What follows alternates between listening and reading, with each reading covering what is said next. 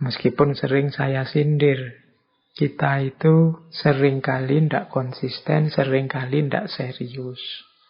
Kalau ditanya mazhabnya apa, jawabnya tegas, mazhab Syafi'i. Tapi bisa dihitung siapa di antara kita yang secara serius pernah membaca kitab-kitabnya Imam Syafi'i, pernah belajar kitab dari mazhab Syafi'i, karya-karya para ulama mazhab Syafi'i. Itu mungkin hanya beberapa, kemungkinan besar yang dari pesantren-pesantren. Banyak yang tidak serius mendalami meskipun bilangnya mazhabnya mazhab Syafi'i. Mulai malam hari ini kita coba ya berkenalan dengan beliau, kita coba serius.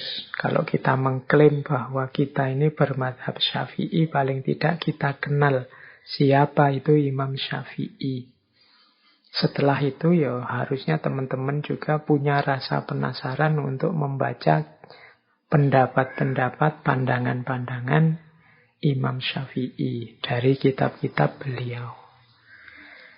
Oke, baik, kita awali, kita kenalan dulu nggih sama beliau ini, tokoh besar yang luar biasa dalam sejarah Islam.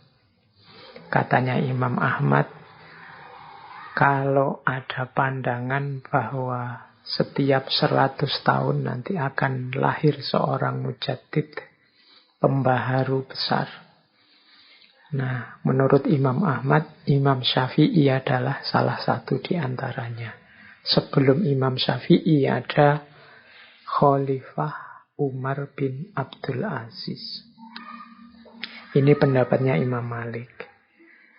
Yang jelas, tidak ada yang tidak mengakui kebesaran tokoh kita malam hari ini. Kebesaran seorang Imam Syafi'i. Beliau ini lahirnya di Gaza, Palestina yang sekarang bermasalah. Beliau lahir tahun 150 Hijriah. Kalau dikrus ke Masehi sekitar tahun 767 Masehi. Jadi sekitar abad ke-8. Tanggalnya 28 Agustus. Nanti beliau ini meninggal tahun 820 Masehi. Jadi usia beliau tidak terlalu panjang, sekitar 54 atau 53 tahun. Tapi karya dan peninggalan beliau luar biasa. Nama lengkap beliau adalah Abu Abdillah, berarti punya putra namanya Abdullah, Muhammad bin Idris bin Abbas bin Utsman bin Syafi' bin As-So'ib bin Ubaid dan seterusnya. Ini kalau dalam tradisi Timur Tengah ini silsilah ini penting sehingga dijaga benar rangkaiannya, diingat-ingat. Nah, kalau dalam silsilahnya Imam Syafi'i ini nanti bertemu dengan nasabnya Kanjeng Nabi Muhammad itu di Abdul Manaf bin Qusay. Jadi ini nanti nasabnya ketemu dengan nasabnya Kanjeng Nabi. Imam Syafi'i ini yatim sejak usia 2 tahun. Dan nanti beliau dibesarkan dengan sangat serius, khususnya untuk menimba ilmu oleh ibunya. Ibunya Imam Syafi'i ini waktu mengandung bermimpi dari perut beliau keluar bintang. Yang bintang ini kemudian pecah dan memancarkan cahayanya ke banyak negeri. Nah, ini terus ada yang meramalkan bahwa putra beliau nanti akan jadi orang besar yang memberi banyak manfaat. Nah, ada kalimat yang terkenal sekali dari Imam Ghazali tentang masa kecil beliau. Beliau bilang begini, Saya hafal Al-Quran usia 7 tahun dan hafal Al-Muwatta usia 10 tahun. Nah, bisa dibayangkan ya kecerdasan seorang Imam Syafi'i. Umur 7 tahun sudah hafal Quran, umur 10 tahun hafal kitabnya Imam Malik yang kita bahas minggu lalu, Al-Muwatta. Yang isinya sekitar 1.700-an hadis. Nah, ini Imam Ghazali hafal pada usia 10 tahun. Ya, ini saja sudah menggambarkan bagaimana cerdasnya seorang Imam Ghazali. Nanti beliau ini juga belajar secara khusus bahasa Arab yang murni.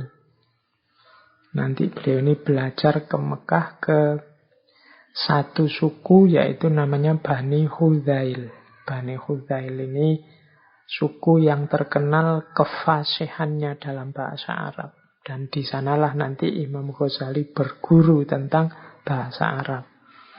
Jadi Imam Ghazali ini dikenal suka sekali mengembara mencari ilmu. Bahkan nanti beliau sangat menyarankan, apalagi yang muda-muda seperti teman-teman yang mungkin malam hari ini mengikuti kajian, untuk jangan diam saja di rumah. Keluarlah, khususnya dalam rangka mencari ilmu. Pikniklah yang jauh dalam rangka mencari ilmu. Imam Ghazali sendiri nanti banyak mengembara kemana-mana. Meskipun beliau lahirnya di daerah Gaza, Palestina, nanti beliau punya guru di Mekah yang terkenal sekali, yaitu Imam Muslim bin Khalid Az-Zanji. Ini seorang faqih besar, dan nanti dalam bimbingannya Imam Syafi'i ini diizinkan memberi fatwa pada usia 15 tahun. Setelah itu nanti Imam Syafi'i pindah berguru ke Imam Malik di Madinah.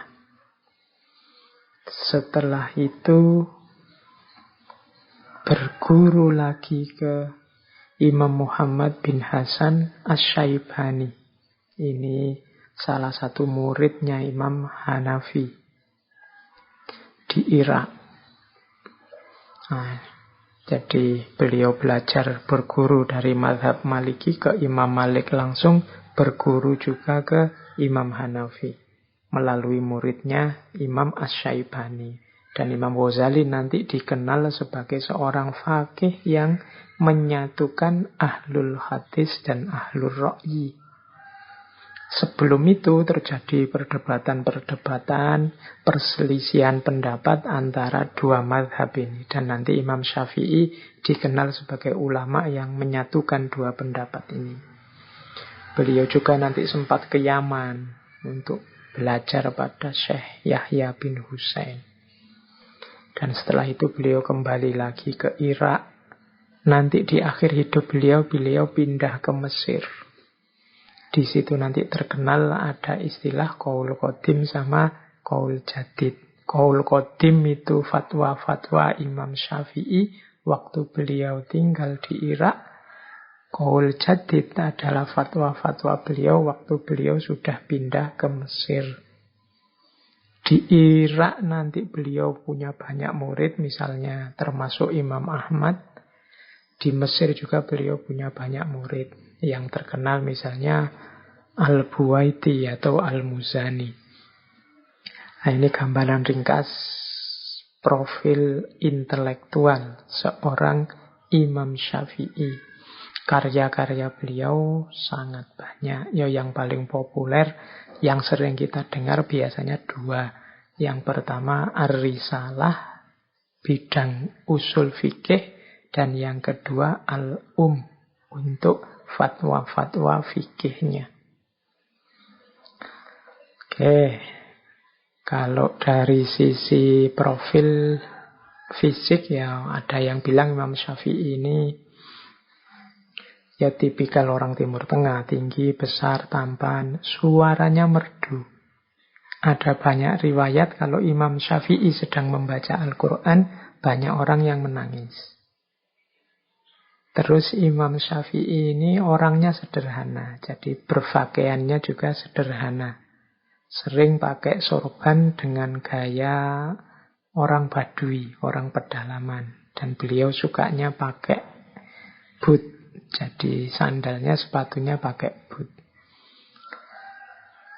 Oke, baik teman-teman. Itu informasi-informasi biografis yang saya kira teman-teman juga sudah tahu bagi yang serius bermadhab Syafi'i. Kalau dari sisi fikih,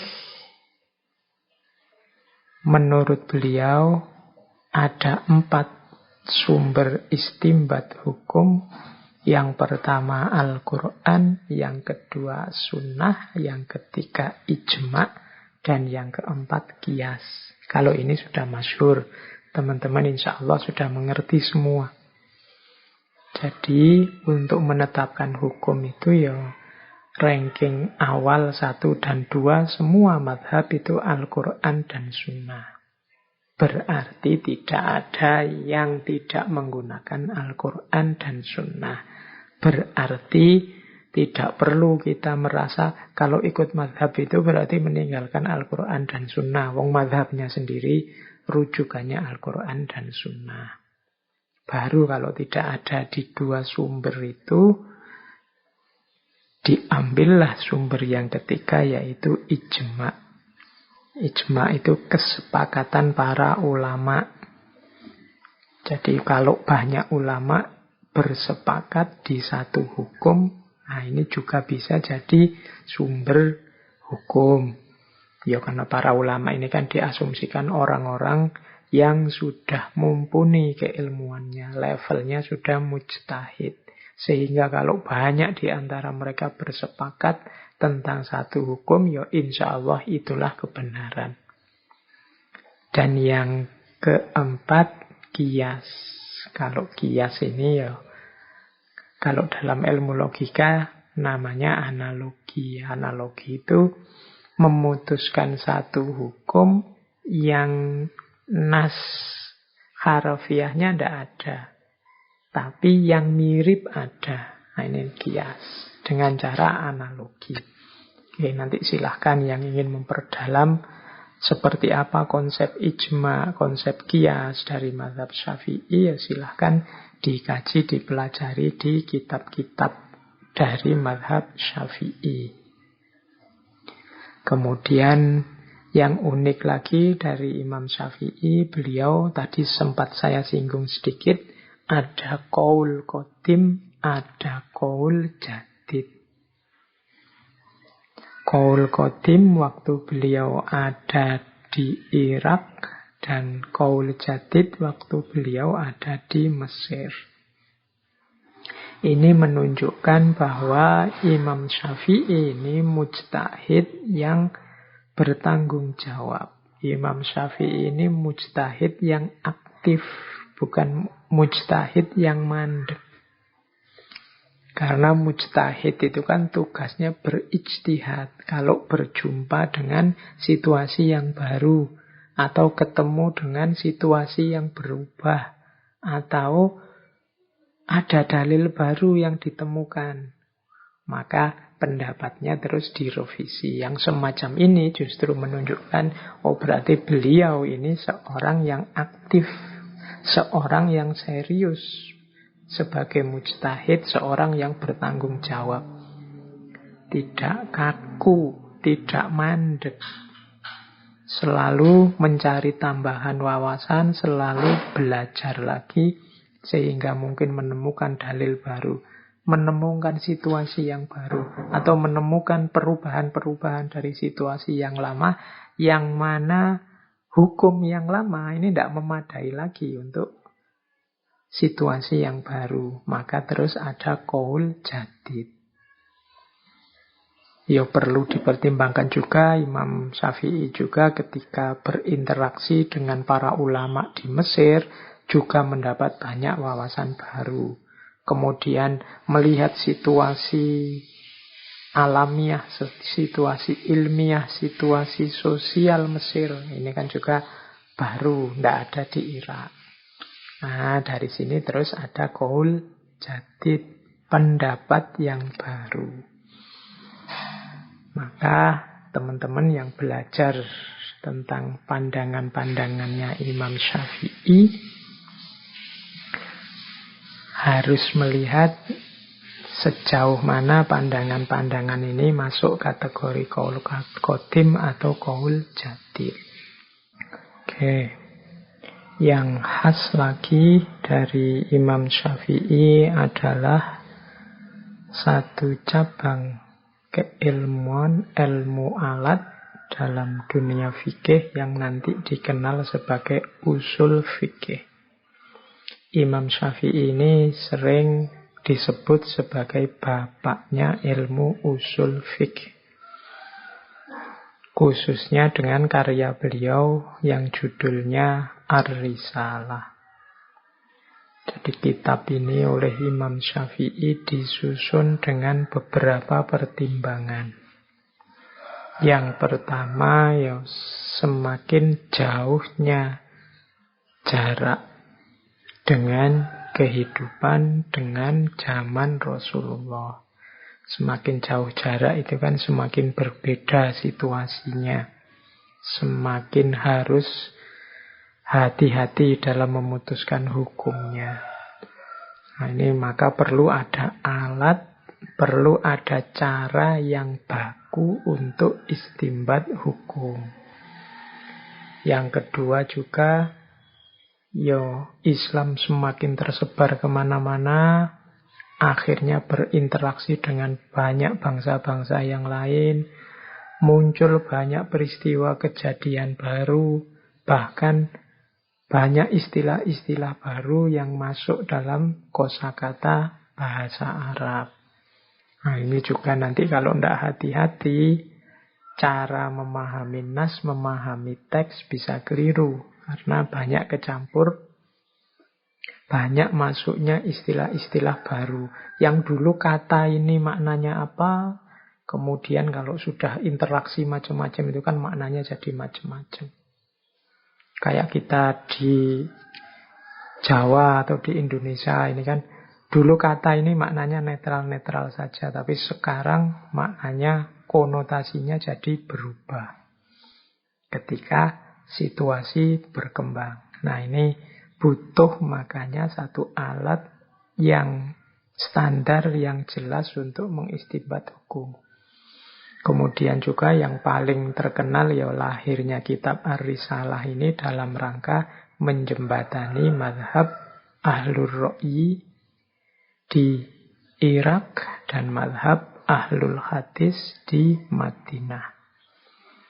Dua mazhab ini sering berselisih dalam pandangan. Nah, ini kitab yang kita kenal nanti dengan judul Ar-Risalah. Sekarang kita mulai masuk ke ranah hikmah. Bagaimana kebijaksanaan yang bisa kita ambil, hikmah-hikmah yang bisa kita ambil dari nasihat-nasihat, wasiat-wasiat, karya-karya Imam Syafi'i. Kita awali pertama-tama dari satu jargon yang paling terkenal dari Imam Syafi'i, yaitu jika suatu hadis itu sahih, maka ia adalah madhabku. Ini terkenal sekali dawuhnya Imam Syafi'i. Jadi ini menunjukkan ketawaduan beliau, menunjukkan kesadaran beliau bahwa aku ini manusia biasa, sama seperti para ulama madhab yang lain. Suatu ketika ada cerita, di situ juga saya cantumkan dari Imam Al-Humaidi. Jadi satu ketika beliau ini duduk jejer bareng Imam Syafi'i. Terus ada orang datang bertanya tentang satu masalah. Terus Imam Syafi'i menjawab, oh, masalahmu itu sesuai dengan hadisnya Rasulullah, ya jawabannya begini dan begini. hadisnya ini. Rasulullah menetapkan begini. Nah, terus orang ini kelihatannya kayak tidak puas. Terus bertanya lagi, ya itu kan Rasulullah. Kalau pendapatmu sendiri bagaimana? Wah, ini berubah sudah wajahnya Imam Syafi'i. Kemudian beliau berkata, Subhanallah, apakah engkau melihatku di gereja? Apakah engkau melihatku di biara? Aku katakan kepadamu, Rasulullah telah menetapkan. Sementara engkau bertanya, bagaimana pendapatmu? Nah, ini Imam Syafi'i memarahi orang itu. Ya, maksudnya, apa engkau melihatku di gereja itu kan? Mbok anggap aku itu orang Nasrani, mbok anggap itu aku ini non-muslim, aku ini Islam. Dasarnya adalah Al-Quran dan Sunnah. Sudah aku bilang Rasulullah menetapkan begini. Mengapa engkau masih tanya lagi pendapatku? Nah, kan Imam Syafi'i sudah menyatakan tadi, jika suatu hadis itu sahih, maka ia mazhabku. Berarti itulah pendapatku. Ini yang saya bilang, inilah ekspresi dari ketawaduan, kesadaran seorang Imam Syafi'i. Beliau sadar bahwa dirinya hanya manusia biasa, dirinya punya kekurangan-kekurangan, dan sebagai seorang Muslim, komitmen utamanya adalah Al-Quran dan Sunnah. Cuma sebagai catatan, Imam Syafi'i ini mujtahid, mustaqil, mutlak. Tidak sama dengan kita. Kalau Imam Syafi'i mengkaji hadis, ya beliau bisa beristimbat dari situ. Mengkaji ayat Al-Quran bisa beristimbat dari situ. Nah, kalau kita, apalagi teman-teman yang ngaji ini, ya saya tidak jamin. Jadi ya monggo memedomani Al-Quran dan Sunnah, mengkaji hadis, tapi juga diluaskan bacaannya. Kalau memang merasa tidak mampu mengistimbatkan sesuatu dari Al-Quran maupun hadis, wong kemampuan kita terbatas, ya logikanya harus mengikuti orang yang mampu. Karena memahami Al-Quran dan hadis itu kan tidak sesederhana ngerti artinya. Tapi juga banyak kategori-kategori, rumus-rumus yang harus dipahami. Makanya Imam Syafi'i menulis Ar-Risalah. Oke, ini saya angkat juga karena ingin menunjukkan sebagaimana para imam mazhab sebelumnya, karakter tawaduk semacam ini juga dimiliki oleh Imam Syafi'i. Baik, kita lanjutkan dengan hikmah-hikmah selanjutnya. Kita masuk ke hikmah yang berhubungan dengan ilmu. Ada kalimat yang terkenal sekali dari Imam Syafi'i, jika engkau tak sanggup menahan lelahnya belajar, maka engkau harus sanggup menanggung perihnya kebodohan. Nah, ini teman-teman mungkin tidak perlu saya jelaskan, sudah paham ya maksudnya. Kalau engkau malas belajar, kalau engkau merasa tidak sanggup belajar, ya latihlah dirimu agar sanggup jadi orang bodoh, agar sanggup menanggung perihnya kebodohan. Jadi pilihanmu cuma dua. Tekun belajar, nambah ilmu, apa kuat tidak tahu, kuat bodoh. Ini kalimat dorongan, kalimat motivasi agar kita jalan terbaik yang kita ambil yaitu sanggup menahan lelahnya belajar. Karena sebagaimana dicontohkan oleh Imam Syafi'i sendiri, sesulit apapun situasi, beliau tidak pernah menyerah untuk belajar. Imam Syafi'i itu bahkan, karena tadi saya cerita beliau ini anak yatim sejak usia 2 tahun. hidupnya serba pas-pasan bersama ibunya beliau. Tapi beliau ini sangat semangat mencari ilmu. Banyak cerita bagaimana Imam Syafi'i menulis ilmunya di atas tulang-tulang. Karena kebetulan rumahnya dekat bukit. Beliau mungkin tidak seperti kita hari ini punya laptop, punya kertas, punya buku. Beliau karena tidak mampu akhirnya ilmunya ditulis di atas tulang-tulang. Kadang-kadang juga ditulis di atas potongan-potongan keramik. Tapi beliau semangat belajarnya, semangat mencari ilmunya, tidak ada tandingannya. Suatu ketika ada orang bertanya pada beliau, bagaimana semangatmu mencari ilmu? Jawabannya Imam Syafi'i, seperti seorang perempuan yang kehilangan anak semata wayangnya. Bisa dibayangkan ya, perempuan yang punya anak tunggal dan anaknya hilang. Oh, itu kan semangat sekali mencari gimana caranya anaknya cepat ketemu. Itu berarti seperti itulah semangatnya Imam Syafi'i dalam mencari ilmu. Oh, ini menurut saya teladan yang luar biasa, yang harusnya mendorong kita menggugah. Kalau Imam Syafi'i bisa sedahsyat itu, sejauh mana kita ini bisa meneladani beliau. Terus ada lagi pandangan Imam Syafi'i tentang ilmu yang terkenal sekali, yaitu tentang syarat-syarat mencari ilmu. Teman-teman mungkin sering mendengarkan syair ini. Jadi ada 6 syarat demi kita mencari ilmu. Syairnya, ala la tanalul ilma illa bisyiddatin sa'umbika an majmu'iha bibayanin zukain wa hirsin wastibarin wa bulwatin wa irsyadu ustadhin wa tuli zamanin. Sesungguhnya engkau tidak akan memperoleh ilmu kecuali dengan 6 hal. Dengan bekal 6 hal.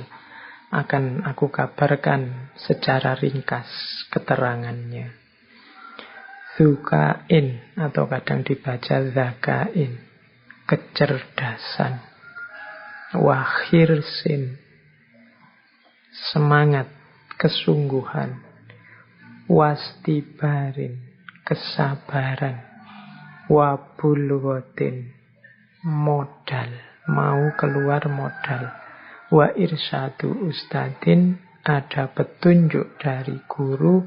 Wa tuli zamanin, memerlukan waktu yang panjang.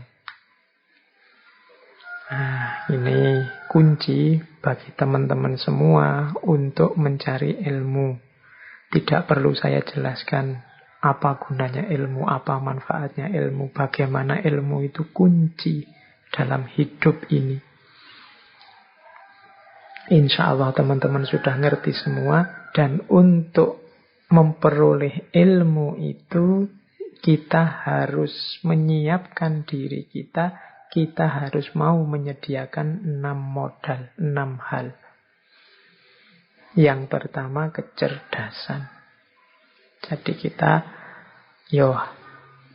saya menerjemahkan kecerdasan itu bukan level IQ.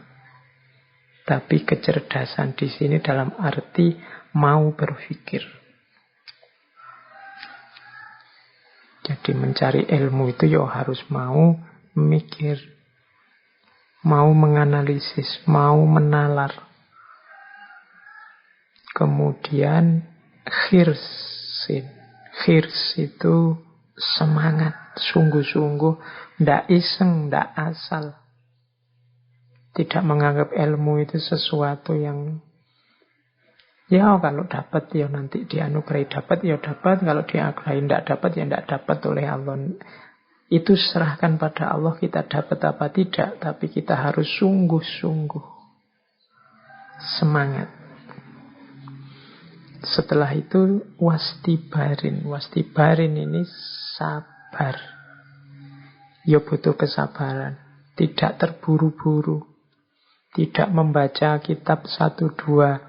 Berguru sekali 2 kali sudah merasa hebat, merasa besar, ingin menaklukkan yang lain. Butuh proses yang panjang. Wastibarin. Harus sabar. Wabulghotin. Perlu modal.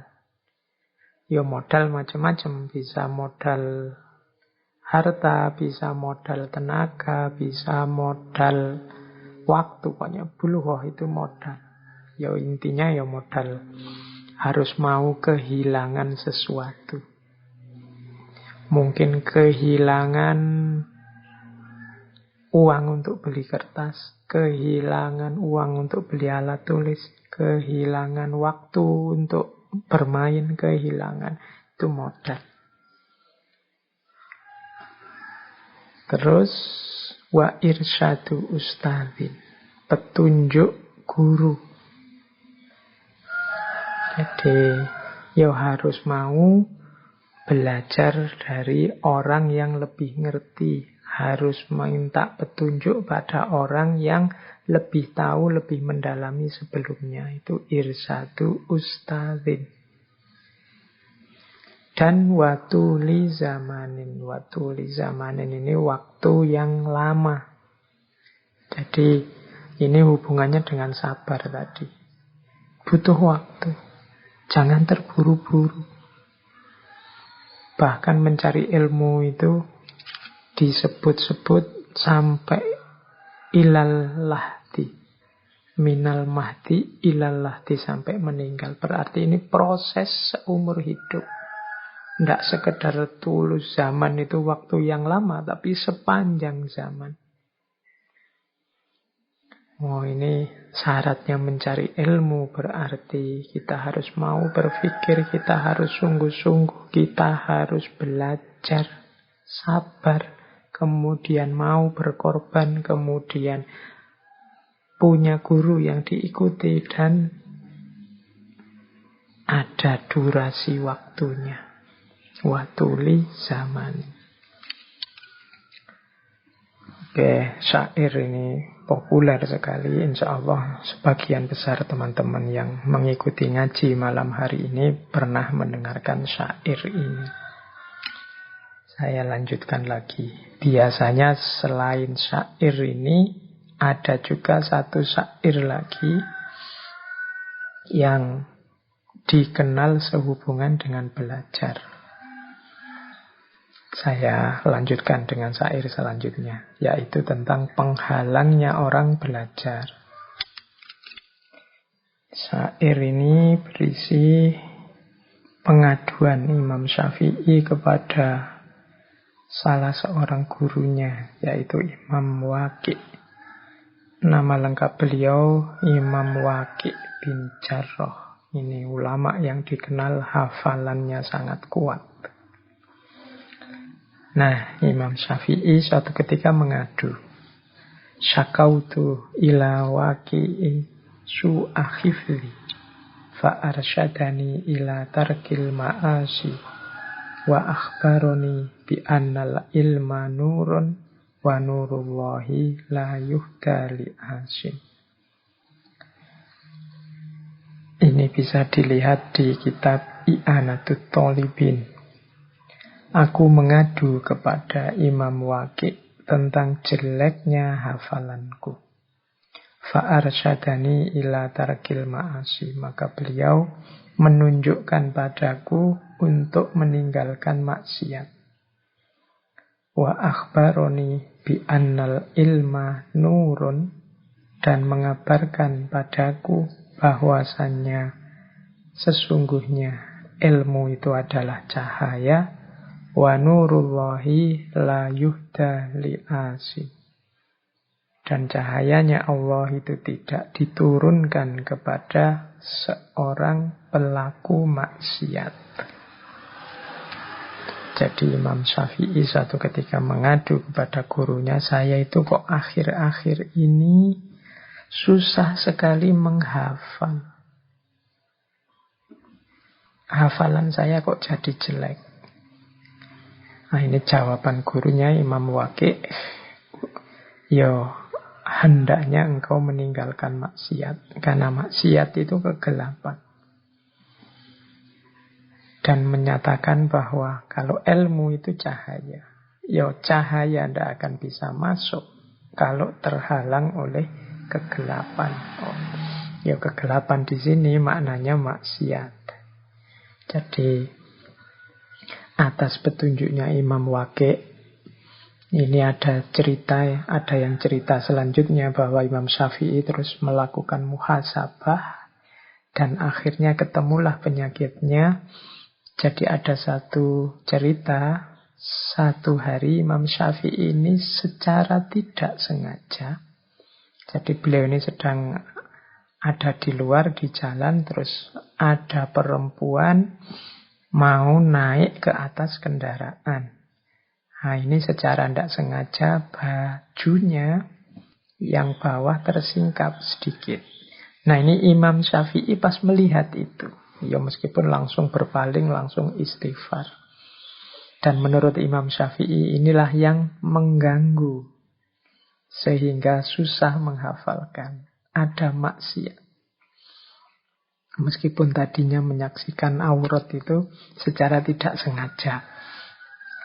Nah, ini pelajaran bagi kita. Ternyata mencari ilmu itu sifatnya tidak sekedar teknis, mekanis seperti mesin. Tapi di balik itu dibutuhkan juga diri yang bersih, wadah yang jernih, karena ilmu itu cahaya. Kalau mekanis, teknis itu ya logikanya ya saya baca, saya paham, saya hafalkan, saya ingat, dan logikanya sesederhana itu. Tapi kan tidak. Ada hal-hal lain yang perlu dipertimbangkan. Makanya seperti Imam Malik minggu lalu kan ya sebelum belajar ilmunya dibereskan dulu akhlak dan adabnya. Dibersihkan dulu jiwanya. Karena ilmu itu tidak sekedar hafalan, tidak sekedar memasukkan pengetahuan, tapi dia adalah cahaya yang nantinya kita juga punya tanggung jawab untuk mencahayai sekeliling kita. Jadi kita butuh 6 hal untuk menempuh jalan ilmu. Dan kita juga harus hati-hati terhadap penghalangnya ilmu yang namanya maksiat. Oke, kita lanjutkan. Dari ranah ilmu ada juga pandangan-pandangannya Imam Syafi'i tentang debat. Jadi Imam Syafi'i termasuk ulama yang tidak ingin, tidak suka debat yang sembarangan. Perbantah-bantahan yang tidak produktif, yang tidak konstruktif, yang hanya menghasilkan konflik, hanya nambah musuh. Katanya Imam Syafi'i, termasuk menghinakan ilmu, yaitu berbantah-bantahan dengan setiap orang yang membantahmu, dan berdebat dengan setiap orang yang mendebatmu. Jadi bagi Imam Syafi'i ya tidak semua tantangan debat harus dilayani. Tidak semua bantahan harus dijawab dengan bantahan. Nanti lahirnya berbantah-bantahan. Kadang-kadang kalau setiap kritik, setiap debat kita layani, hasilnya tidak produktif, bahkan malah menghinakan ilmu. Menjatuhkan status ilmu. Membuat orang kadang-kadang yang dikejar hanya menangnya saja. Kalau sudah menangnya saja, benar dan baiknya tidak jadi fokus lagi. Saya tidak tahu, pernah tidak teman-teman diskusi atau debat saking semangatnya biar menang, terus mengajukan segala cara biar menang. Mungkin sedikit-sedikit ditambahi bohong, sedikit-sedikit ditambahi sumpah, sedikit-sedikit ditambahi pelintiran-pelintiran data, dan lain sebagainya. Ini tidak saja dosa dari bohongnya, dosa dari pelintirannya, tapi juga dosa karena kita menghinakan ilmu. Jadi menghinakan ilmu itu memposisikan ilmu sebagai rendah karena kita lebih menomorsatukan kemenangan kita dalam berdebat, dalam berbantahan. Makanya harus hati-hati. Kalau pakai kalimatnya Al-Quran, berdebat itu kan ditambahi garis bawah billati hiya ahsan. Harus dengan baik. Karena kalau tidak hati-hati, ya mungkin kalian menang berdebat, mungkin kalian menang dalam berbantahan. Tapi yang kalian dapat hanya dosa dan kehinaan. Karena kalian menghinakan ilmu. Jadi Imam Syafi'i menyarankan ya tidak semua yang mengajakmu berdebat harus dilayani, harus diladeni. Ikuti dan lakukan debat yang baik, debat yang produktif. Selanjutnya Imam Syafi'i juga menyatakan, aku tidak pernah berdialog dengan seseorang dengan tujuan aku lebih senang jika ia berpendapat salah.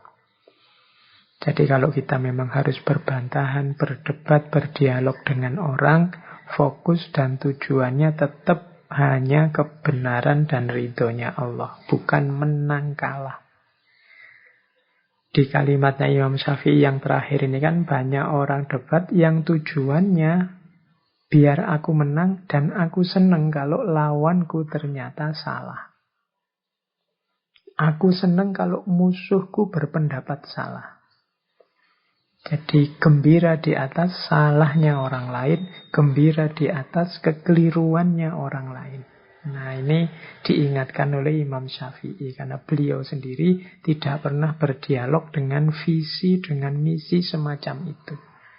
Saya ingin menunjukkan kesalahanmu. Saya ingin membuatmu kelihatan keliru. Saya ingin agar engkau sadar bahwa yang engkau pegangi selama ini adalah sesat. Nah, ini bukan tujuan. Orientasi berdiskusi, berdebat, katanya Imam Syafi'i, tolong jangan ini. Apalagi dilakukan secara terbuka, di depan orang banyak. Atau kalau hari ini ya di media sosial yang umum. Yang ini kan sering seolah-olah memang kita ingin menunjukkan betapa hebatnya kita, betapa lurusnya kita, betapa pinternya kita, dan betapa rendah dan kelirunya orang lain. Nah ini nasihat dari Imam Syafi'i. Bahkan menurut Imam Syafi'i, kalau memang kita ingin meluruskan orang, menasehati orang, kalau bisa sebisa mungkin ya secara tertutup, diam-diam.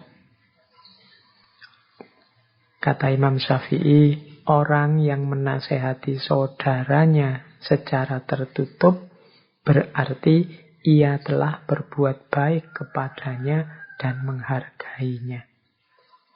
Dan orang yang menasehati saudaranya secara terbuka berarti ia telah membongkar keburukannya dan menghinanya. Jadi mengikuti petunjuknya Imam Syafi'i ini, ya kalau memang ada sesuatu yang harus diluruskan, yang tidak pas dari saudara-saudara kita, teman-teman kita, beritahu dia secara tertutup, secara privat.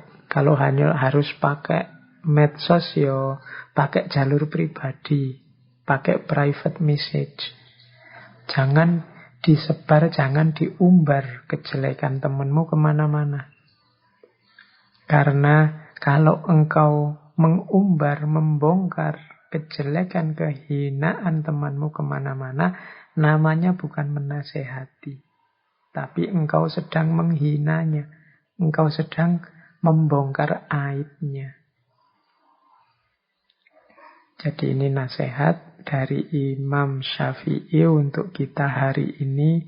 Mungkin ya yang aktif sekali di medsos. Kadang-kadang kita tidak sadar terpancing untuk berbantahan dan berdebat. Pastikan kalau memang harus berbantahan dan berdebat, billati hiya ahsan. Gunakan cara yang baik, bukan cara yang menyakiti. Kadang-kadang kalau kita sudah tidak setuju, apalagi marah sama orang, apalagi tersinggung sama orang, misi kita kan bukan lagi misi kebenaran, tapi gimana teman kita merasakan sakit yang sama, tersinggung yang sama, kecewa yang sama, seperti yang kita lakukan. Jadi kita mengharapkan sakitnya dia, mengharapkan tersinggungnya dia, mengharapkan kecewanya dia. Nah, tujuannya bukan lagi kebenaran. Dan kalau memang ingin menasehatinya ke arah yang lurus, baik dan benar menurut kita, lakukan secara diam-diam. Yang tidak ada orang tahu. Ini lebih mulia daripada kita bongkar-bongkar di depan publik. Ini namanya menghina. Tentang apapun, kepada siapapun. Oke, baik. Ambil nafas sebentar. Oke, selanjutnya ada tips menurut saya dari Imam Syafi'i bagaimana biar kita tidak merendahkan orang yang berbeda pendapat dengan kita. Bagaimana agar kita tidak merasa sombong di hadapan dia. Ada satu adagium yang terkenal sekali dari Imam Syafi'i, yaitu pendapatku benar namun mengandung kemungkinan salah. Dan pendapat orang lain salah namun mengandung kemungkinan benar. Jadi perbedaan pendapat itu seringkali berawal dari beda orientasi berpikir, beda sumber yang diambil, beda sejarah atau pengalaman yang dialami. Sehingga kadang-kadang dalam satu pendapat yang kita anggap sudah benar, tapi begitu situasinya berubah, begitu sudut pandangnya berubah, begitu sumbernya kita ganti, ya jadinya kurang relevan. Jadi sebenar apapun pendapatku, ya mengandung kemungkinan salah. Sebaliknya, sesalah apapun pendapatnya orang lain, namun mengandung kemungkinan benar. Bisa jadi kalau situasinya pas, kemudian ruang dan waktunya memungkinkan, yang sama sekali salah itu sedikit-sedikit ada unsur benarnya. Yang sama sekali benar, sedikit-sedikit ada unsur kelirunya. Wong kita ini manusia biasa. Kesadaran semacam ini penting untuk tidak membuat kita angkuh, tidak membuat kita merasa kitalah satu-satunya yang paling benar. Pendapat kita juga ada titik-titik lemahnya. Wong kita ini manusia. Pendapat orang lain yang kita anggap salah, ada titik-titik benarnya.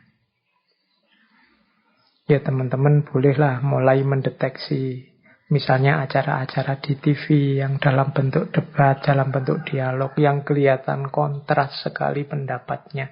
Itu kan kalau kita mau jujur, setiap pendapat itu ada unsur benarnya, ada unsur salahnya. Dalam hal tertentu baik dan benar, tapi dalam hal tertentu juga tidak relevan, tidak cocok, tidak sesuai. Nah, ini menurut saya tips yang penting dari Imam Syafi'i agar kita tidak mentang-mentang.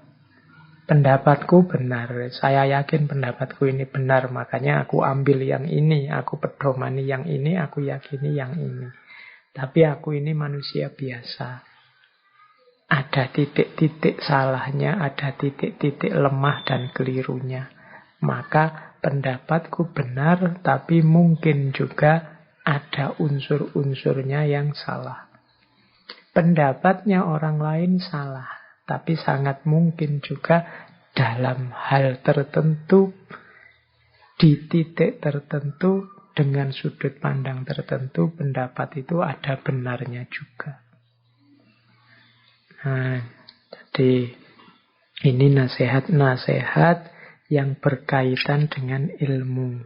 Ini kalau kita urut dari depan tadi yang tentang ilmu, kita ulang lagi ya. Jadi yang pertama, ayo serius belajar. Kalau tidak, kita akan menanggung perihnya kebodohan. Kemudian, kalau kita belajar, harus siap menyiapkan 6 bekal. Kecerdasan, kesungguhan, kesabaran, modal, guru, dan juga waktu. Kemudian, bersihkan diri, karena maksiat menghalangi masuknya ilmu. Nah, kalau tadi yang 6 tadi bekalnya, yang maksiat ini penghalangnya yang harus dihindari. Terus kalau memang harus diskusi, berdialog, berdebat, lakukan dengan baik. Jangan sekedar berbantah untuk mencari kemenangan dan menjatuhkan pendapat lawan. Kalau memang harus menasehati yang berhubungan dengan aibnya saudaramu, nasihatilah secara tertutup, biar nasihat tidak berubah jadi penghinaan, tidak berubah jadi pembongkaran aib. Kemudian yang terakhir, dalam ranah ilmu, yakinilah bahwa pendapatmu yang benar, makanya engkau harus yakin, tapi juga sadarilah dalam pendapatmu sangat mungkin ada kemungkinan-kemungkinan keliru. Engkau pasti juga yakin pendapatnya orang lain itu salah, tapi siapa tahu ada titik-titik tertentu dalam pendapat orang lain itu yang benar. Oke, jadi ini hikmah di ranah ilmu. Kita lanjutkan sekarang. Hikmah di ranah sosial, hubungan dengan orang lain. Ada beberapa wasiat dan nasihat dari Imam Syafi'i yang menurut saya penting dalam rangka berhubungan dengan manusia yang lain. Ini semoga yang saya pilih ini hal-hal yang relevan untuk hidup kita hari ini. Ini kan hari-hari ini kita mulai agak panas, agak sering tabrakan, konflik pikiran, apalagi di medsos itu kencengnya luar biasa. Semoga tidak merantak, semoga tidak meluas ke ranah real. Biarlah dunia maya saja yang rame, dunia nyata kita dunia yang damai, yang rahmatan lil alamin. Oke, ada beberapa tips dari Imam Syafi'i sehubungan dengan hal ini. Hubungan dengan manusia yang baik. Katanya Imam Syafi'i, siapa yang menginginkan husnul khotimah di penghujung umurnya, hendaklah ia berprasangka baik kepada manusia. Husnudzon. Nah, ini jadi kunci hidup tentram. Ya kalau hidup kita tentram kan husnul khotimah. Jadi kuncinya ternyata husnudzon, prasangka baik kepada orang lain. Saya tidak tahu hari ini situasi dunia kontemporer itu sering menyeret kita untuk berprasangka buruk pada orang lain. Di luar rumah kita lebih sering merasa tidak aman dan tidak nyaman dari hadirnya orang lain. Ini membuat hidup kita tidak tentram. Maka katanya Imam Syafi'i, prasangka baik itu jadi kuncinya husnul khotimah. Kadang-kadang kita melihat teman kita melakukan apa gitu kan, Ya itu sebenarnya yang dia lakukan itu biasa. Tapi kan nilainya jadi positif apa negatif kadang-kadang tergantung prasangka kita. Ada temenmu tiba-tiba pagi-pagi dengan begitu rajinnya bersih-bersih kamar, bersih-bersih kos-kosan. Loh ini kan sebenarnya hakikat perbuatannya baik, tapi kadang-kadang pikiran kita itu membunyikannya secara berbeda. Orang yang perspektifnya suudzon, ya mungkin alah cari muka, alah ada pamrihnya itu, alah hati-hati saja, mungkin dia ingin ngelirik-ngelirik di kamar-kamar kita ada apa, dan seterusnya. Ini namanya prasangka buruk. Bahkan tindakan yang baik sekalipun, ya kalau pikiran kita suudzon, ya kita bunyikan dia jadi jelek. Jadi suudzon itu kan menggunakan kacamata buruk, sehingga apapun akan kelihatan buruk, bahkan yang baik-baik. Ada temenmu tiba-tiba rajin ke masjid, ya engkau melihatnya ala pencitraan, ala itu tobat yang terlambat itu, ala macam-macam.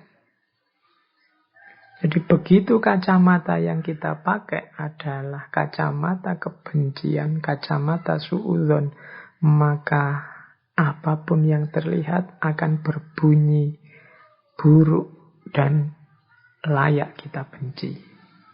Tapi kalau kita balik, kacamata yang kita pakai adalah kacamata kasih sayang, kacamata rahmat, maka apapun yang kita lihat akan membuahkan cinta, kasih sayang, dan ketentraman. Sehingga katanya Imam Syafi'i, kalau ingin husnul khotimah, ya hidupkan lagi prasangka yang baik. Terus yang kedua, berapa banyak orang telah berbuat kebajikan kepadamu yang membuatmu terbelenggu dengannya? Dan berapa banyak orang yang memperlakukanmu dengan kasar dan ia memberi kebebasan kepadamu? Nah, ini kan kita itu seringkali baper nunggu orang berbuat baik selalu pada kita. Begitu ada orang melakukan hal yang kita tidak suka, yang kita anggap tidak baik, maka naiklah emosi kita, tersinggunglah kita. Dan kita melihat dari hal itu tidak ada manfaatnya sama sekali. Jangan lupa katanya Imam Syafi'i, justru seringkali dalam kebaikan yang dilakukan orang lain padamu itu ada belenggu.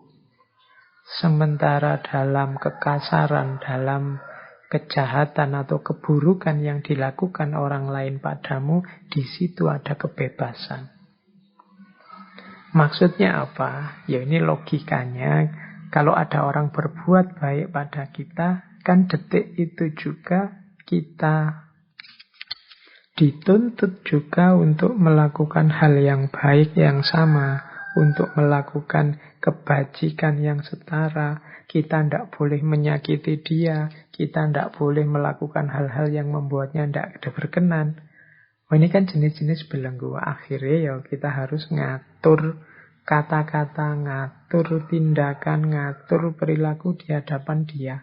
Wong dia sudah baik kepada kita. Jadi seringkali kebaikan justru membuahkan belenggu. Sementara kepada orang yang tidak baik pada kita, kita kan tidak merasa punya tanggung jawab juga untuk peduli padanya, untuk tanggung jawab terhadap kehidupannya dan lain sebagainya. Justru kita bebas di hadapan dia. Ini nasihat ini sebenarnya untuk melonggarkan hati kita, untuk tidak putus asa dan pesimis kalau ada orang berbuat jelek pada kita. Jadi kalau ada orang berbuat buruk pada kita, bacalah perbuatan buruk itu sebagai upaya yang membuatmu bebas. Alhamdulillah, engkau buruk padaku, jadi aku tidak ada beban di hadapanmu. Aku tidak terikat apa-apa untukmu. Nah, ini kita malah bebas. Dari sisi ini ya tidak harus terlalu sedih, terlalu galau kalau ada orang yang melakukan sesuatu yang membuat teman-teman tidak berkenan. Jadi ini wasiat selanjutnya yang berhubungan dengan relasi sosial. Ya manusia itu memang macam-macam. Tidak mungkin kita mengharapkan semua orang melakukan sesuatu persis seperti keinginan kita. Akan ada dan bahkan mungkin akan banyak orang menjalani hidup versi mereka sendiri-sendiri yang tidak selalu cocok dengan kita. Akan selalu ada orang yang tidak suka dengan kita. Orang yang ingin menyulitkan kita, orang yang melakukan hal buruk pada kita. Itulah cirinya kehidupan dunia. Kalau kita hanya sanggup menerima yang baik-baik saja dan tidak sanggup menerima yang buruk-buruk, maka hidup kita akan sangat berat. Padahal hakikatnya kalau orang memberikan yang buruk pada kita, maka kita bebas. Tidak ada tuntutan kewajiban apapun di hadapannya. Tapi pada orang-orang yang sangat baik pada kita, melakukan kebajikan pada kita, di situ ada banyak tanggung jawab moral yang harus kita lakukan. Nah, ini dari sisi ini maka harusnya kita tidak putus asa, harusnya kita tidak sedih kalau ada orang melakukan hal buruk pada kita. Justru mungkin terima kasih karena engkau sekarang membuatku bebas. Oke, jadi itu yang kedua. Yang pertama tadi berprasangkalah yang baik. Yang kedua, luaskan hatimu. Jangan hanya mau menerima yang baik-baik, tapi juga maklumilah yang buruk-buruk. Karena justru yang buruk itu seringkali memberikanmu kebebasan. Yang ketiga, sebesar-besar aib adalah engkau mengira keburukan orang lain, sedangkan keburukan itu sendiri terdapat dalam dirimu. Ini bagi Imam Syafi'i, ini mbahnya perilaku yang buruk. Manusia itu memang makhluk khotok wan nisyan, kadang-kadang terpeleset melakukan yang buruk. Tapi yang lebih buruk dari itu apa? Menganggap orang lain buruk. Padahal keburukan yang sama ada dalam dirinya sendiri. Melarang orang mencaci maki, tapi dia sendiri melakukan caci maki. Nah, ini mengira keburukan di orang lain, padahal dalam dirinya sendiri juga subur. Mencela orang lain yang tidak menepati janji, padahal dia sendiri sering tidak menepati janji. Kecewa kalau ada orang tidak tepat waktu, padahal dia sendiri sering tidak tepat waktu. Nah, ini katanya Imam Syafi'i sebesar-besar aib. Hati-hati. Oh, ini kalau kita menasehati orang untuk tidak melakukan keburukan, padahal keburukan itu kita lakukan juga selain nasihat kita tidak akan masuk pada orang itu, kita sebenarnya juga sedang menghinakan diri kita sendiri. Jadi nasihatnya Imam Syafi'i ini adalah kita harus introspeksi sebelum mengingatkan orang lain, sebelum menegur orang lain, sebelum melaporkan orang lain.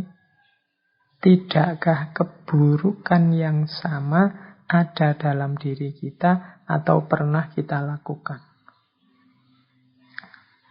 Kalau memang ada, kita bersihkan dulu. Karena lebih penting bersih-bersih rumah sendiri daripada rumah tetangga. Kalau rumahnya sendiri kotor, kita tidak akan sehat. Oke. Demikian juga hubungan dengan orang lain. Kalau kita berminat sekali membuat orang lain bersih, orang lain santun, orang lain berakhlak, orang lain beradab, ya pertama-tama kita introspeksi apakah kita sendiri sudah santun, sudah beradab, sudah berakhlak. Kalau sudah, ya monggo. Watawasau bil haqqi, watawasau bis sabr. Saling menasehati tentang kebenaran dengan kesabaran. Jadi ini rumus-rumus berhadapan dengan orang lain.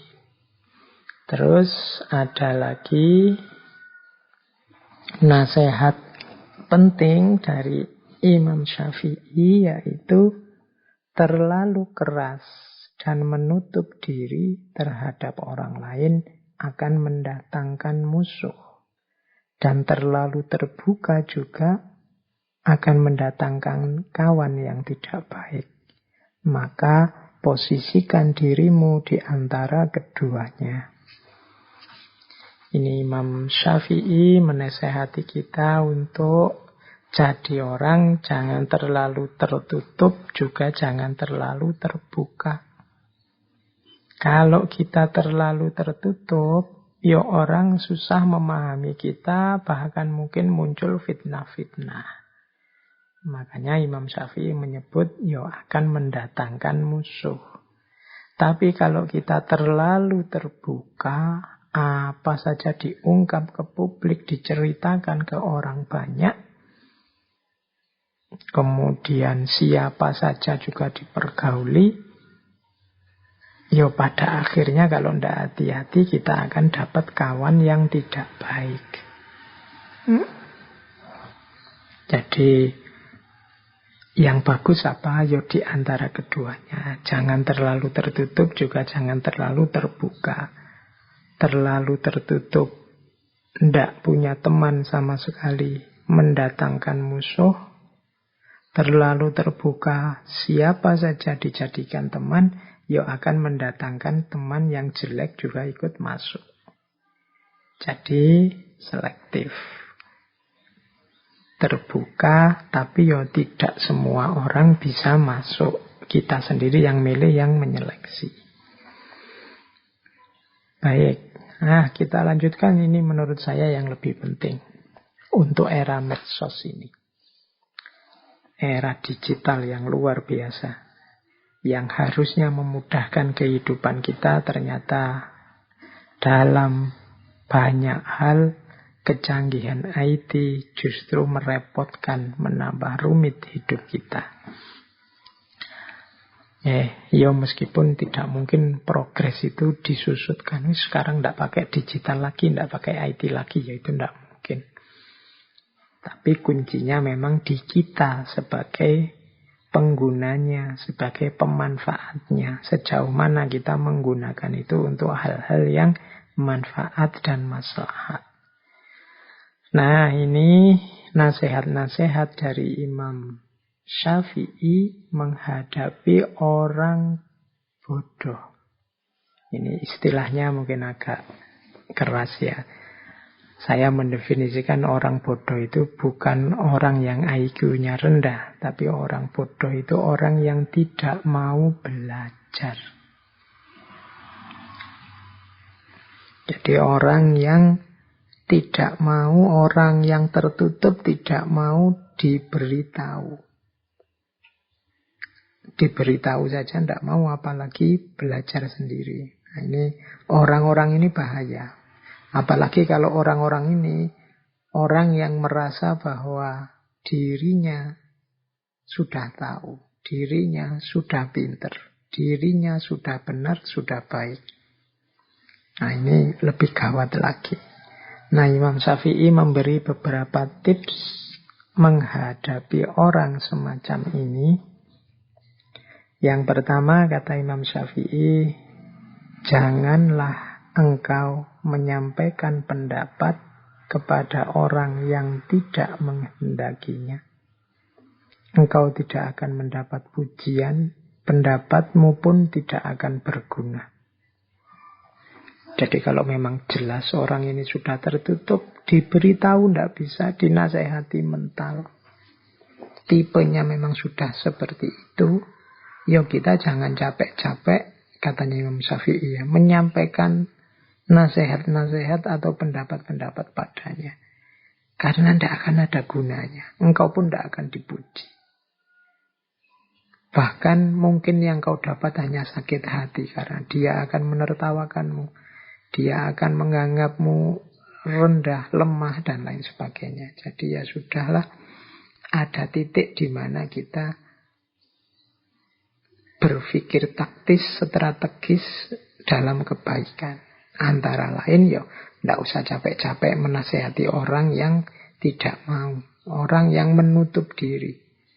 Cari strategi yang lain yang lebih efektif. Karena nasihatmu tidak akan berguna, engkau pun tidak akan dapat pujian. Itu nasihat pertama. Bertemu orang-orang yang tidak pinter. Orang-orang yang tertutup. Nah, yang kedua, silahkan hina diriku sepuas kalian. Aku akan tetap diam saja. Bukannya aku tidak punya jawaban, tetapi singa selalu tidak akan membalas gonggongan anjing. Nah, ini analoginya menarik. Jadi kadang-kadang ada orang yang tidak ngerti, orang ini tidak tahu, diberitahu tidak bisa, tapi tiap hari mungkin menghina kita, mengkritik kita, menjatuhkan kita, menunjukkan di mana kesalahan kita, padahal dia tidak ngerti duduk persoalannya. Katanya Imam Syafi'i, kalau menghadapi situasi yang rumit semacam itu, orang ini maunya apa sih? Dia tertutup, diberitahu tidak mau, tapi kelakuannya tiap hari menyakiti dan menyakitkan. Kata Imam Syafi'i, ya sudahlah, hinalah diriku sepuas kalian, tapi aku akan tetap diam. Bukannya aku tidak punya jawaban, tetapi singa selalu tidak akan membalas gonggongan anjing. Jadi menggonggonglah sepuasmu. Toh engkau diingatkan juga tidak mau. Engkau diberi tahu yang benar juga tidak mau. Kalau engkau memang puas dengan menghina, hinalah diriku sepuas mungkin, dan aku akan tetap diam. Karena kalau aku menjawab, membalas, yang terjadi biasanya kontraproduktif. Engkau semakin panjang ngomong, engkau semakin tidak karu-karuan. Tunggulah sampai gonggongan anjingnya berhenti, baru singa menyala. Jadi ini yang kedua. Mungkin teman-teman punya situasi nanti mengalami situasi semacam ini. Quotes ini boleh dipakai. Tapi juga ya tidak dipakai sembarangan. Nanti setiap kali ada orang ngeritik, kalian pakai ini. Aku diam saja. Singa kan tidak membalas gonggongan anjing. Padahal kamu tidak bisa jawab kritikannya temanmu. Ini situasinya tidak untuk situasi semacam itu. Tapi untuk situasi mungkin ada orang yang bodoh tapi cerewet, diberitahu tidak mau, suaranya tidak berhenti-berhenti. Ya mungkin situasi yang seperti itu. Tapi untuk kritik-kritik yang konstruktif, produktif, diskusi-diskusi yang billati ya ahsan tadi, ya jangan diam saja. Ikhlaslah bertukar pikiran, saling memberi masukan. Jadi ini kalimatnya Imam Syafi'i ini ya silahkan dipakai sesuai dosisnya, sesuai ruang dan waktunya. Ini quote selanjutnya juga mirip. Biarlah mereka bersikap bodoh dan menghina, dan tetaplah kita bersikap santun. Gaharu akan semakin wangi ketika disulut api. Jadi ini melanjutkan tadi, ketemu orang yang seperti tadi loh. Seandainya harus merespon, ya ya tetap kita respon dengan santun, tetap kita tidak lupa akhlak, tidak lupa adab. Biar saja orang terus menghina kita, orang terus menyakiti kita. Kalau kita memang ada dalam kebenaran, ada dalam kebaikan, maka gaharu akan semakin wangi ketika disulut api.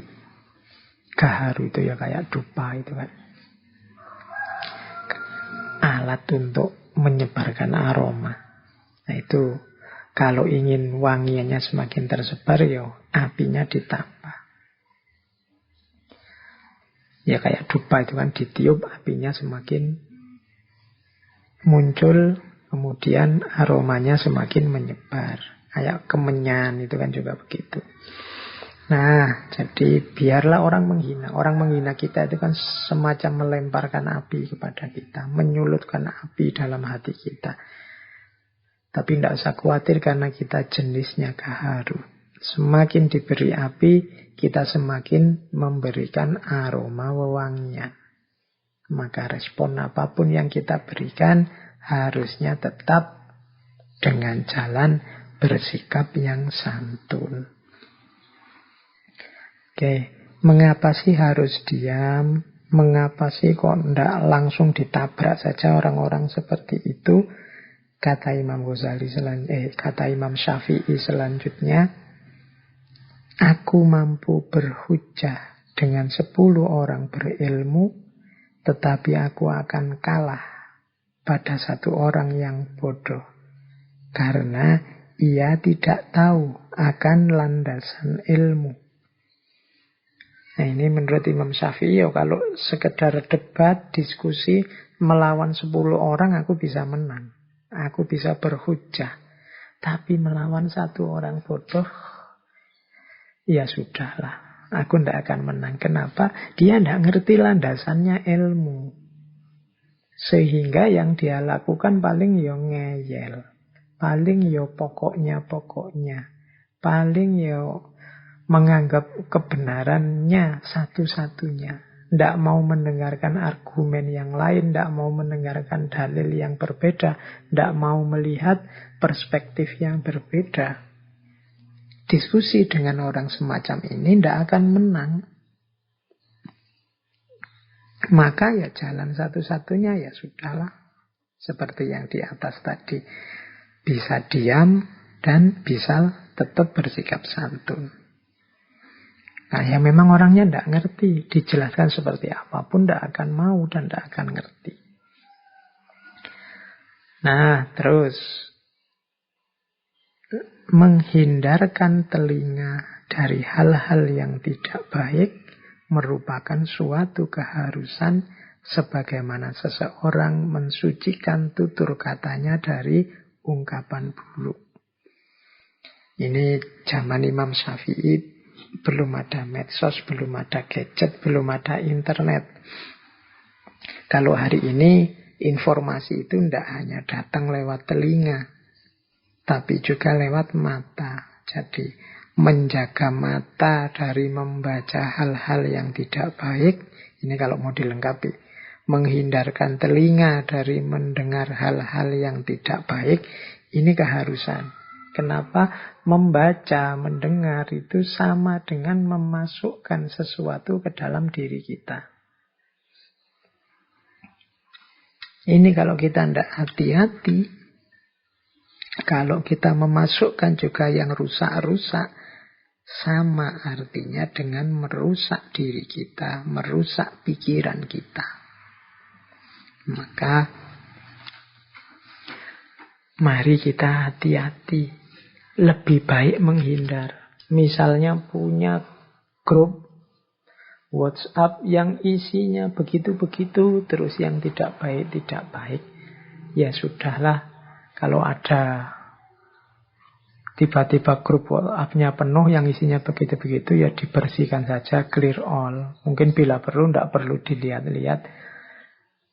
Kalau bisa keluar ya syukur. Kalau tidak bisa keluar mungkin sungkan, mungkin tidak enak, ya sudah diam saja. Setiap kali penuh dibersihkan. Menghindari mata kita melihat hal-hal yang tidak baik atau telinga kita mendengar hal-hal yang tidak baik. Mulut kita kan juga harus dijaga, tidak ngomong yang jelek-jelek. Telinga kita berarti harus dijaga, tidak mendengar yang jelek-jelek. Mata juga harus dijaga, tidak melihat yang jelek-jelek. Ini kunci, salah satu cara agar jiwa kita tidak gelap. Jiwa kita tetap terang, tetap bisa menampung cahaya yang namanya ilmu. Mendengar yang tidak baik itu salah satu maksiatnya mata. Maksiatnya telinga. Melihat yang tidak baik ini maksiatnya mata. Padahal maksiat itu salah satu yang menghalangi kita dari ilmu, dari cahaya dari Allah. Oke, biasanya yang tidak baik itu muncul dari orang-orang bodoh. Dalam tanda petik tadi ya, dengan definisi bodoh yang saya jelaskan tadi. Jadi ini beberapa tips dari Imam Syafi'i menghadapi orang bodoh. Jadi yang pertama, lihatlah apa memang efektif kalau kita menasehati dia, apa dia mau. Kalau tidak, cari strategi yang lain. Biar tidak menghinakan ilmu. Kemudian ada kalanya memang kita memilih diam saja. Meskipun begitu, kita tetap dituntut untuk bersikap santun. Karena memang orang bodoh ini adalah orang-orang yang tidak tahu landasannya ilmu. Ini yang agak menyulitkan. Kalau orang pinter sama orang pinter ya biasanya lebih mudah. Bahkan ada adagium al-alim wal-alim kafa bil isyarah. Orang sama-sama pinter itu mungkin menasehatinya nggak pakai kata-kata yang panjang lebar. Dengan isyarat-isyarat saja sudah masuk nasihatnya. Oke, baik. Kita lanjutkan lagi. Hikmah-hikmah dari Imam Syafi'i. Semoga masih belum ngantuk. Semoga masih belum capek. Ya kalau ngantuk dan capek ya bisa ditinggal tidur saja. Besok dan kapan-kapan dilanjutkan lagi. Tidak boleh dipaksa.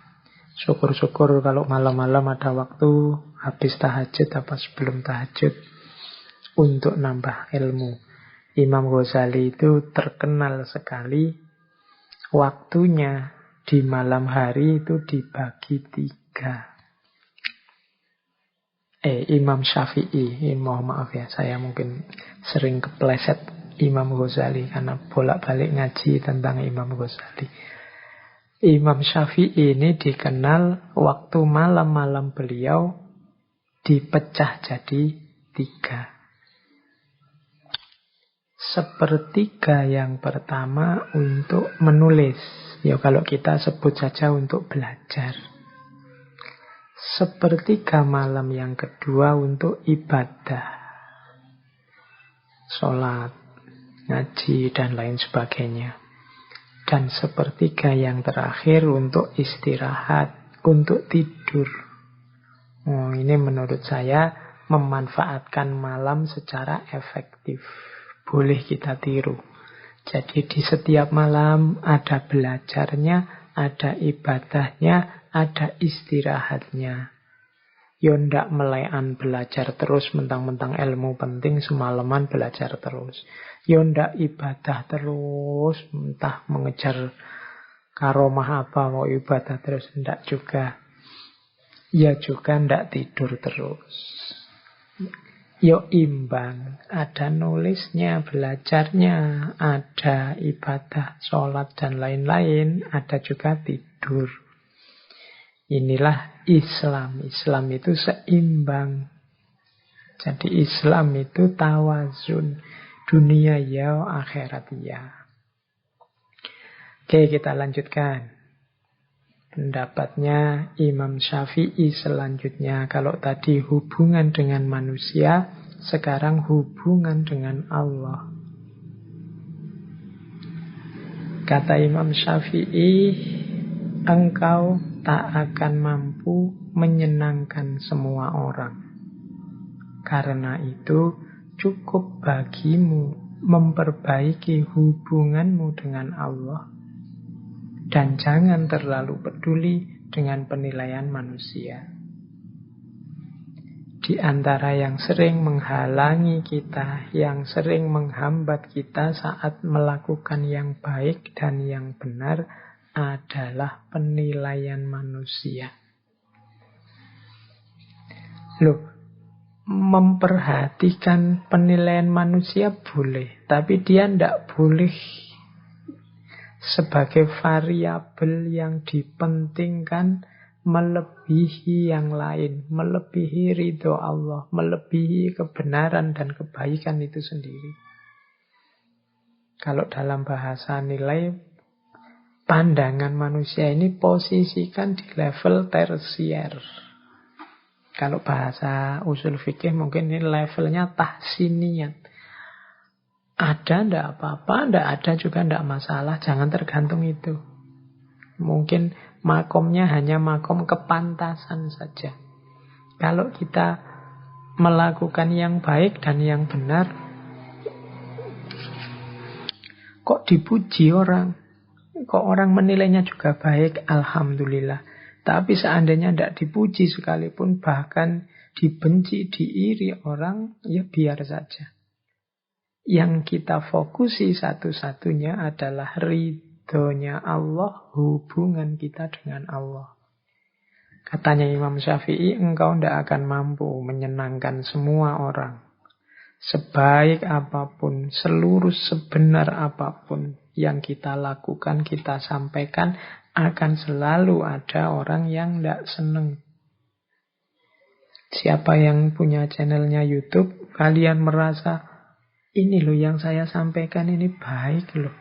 Kok masih ada yang jempol ke bawah ya? Kok masih ada yang tidak suka ya? Loh ya itu manusia memang. Tidak mungkin orang sepakat semua, senang semua. Ya seleranya beda-beda. Jadi ya termasuk ngaji ini kan ya ada yang suka, ada yang tidak suka. Ya itu manusia. Isinya mungkin ada yang menganggap penting, ada yang menganggap alah kayak gitu aja. Itulah manusia. Alhamdulillah kalau dapat bonus penilaian manusia yang baik. Tapi kalau tidak masalah. Yang harus kita permasalahkan adalah hubungan kita dengan Allah. Apakah Allah ridho dengan yang saya lakukan ini? Kira-kira Allah berkenan tidak kalau saya ngaji seperti ini? Itu yang pertama-tama itu. Jadi kita bangun hubungan kita dengan Allah pertama-tama dengan cara jangan memposisikan penilaian manusia sebagai yang nomor satu. Terus jadikan akhirat di hatimu, dunia di tanganmu, dan kematian di pelupuk matamu. Oh ini orientasi hidup yang menurut saya ideal. Hati kita isinya akhirat. Akhirat itu hati itu kan sesuatu yang vital. Disitulah orientasi hidup kita bermula. Ala inna fil jasadi mudghah, itu kan kemarin kita kaji. Itu dalam tubuh itu ada satu gumpal daging yang kalau dia baik, baik seluruhnya. Nah itu kan hati. Ini kalau hati ini isinya akhirat, ya berarti orientasinya ke atas, orientasinya vertikal. Pada yang ketuhanan, yang ilahi. Karena di sanalah letaknya hidup yang sejati. Maka sarannya Imam Syafi'i, akhirat letakkan di hatimu. Yang kedua apa? Dunia letakkan di tanganmu. Ya kita butuh hal-hal duniawi untuk menjalani hidup di dunia ini. Harta dan lain sebagainya cukup letakkan di tangan. Jangan taruh di hati. Diletakkan di tangan itu ya kalau hilang ya tidak masalah, nyari lagi. Kalau dicari, kalau diletakkan di hati, hilang itu patah hati kita. Stres, depresi kita. Itu kalau diletakkan di hati. Maka dunia letakkanlah di tangan saja. Untuk mendukung usaha kita meletakkan akhirat di hati dan dunia di tangan, kematian taruh di pelupuk mata kita. Oh, ini kafa bil mauti wa'idhon. Cukup kematian sebagai nasihat.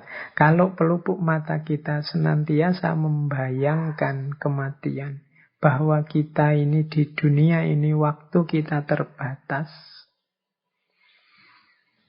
maka insya Allah hidup kita tertib, teratur, sadar tentang yang sejati, sadar tentang kehadiran Allah dalam hidup ini.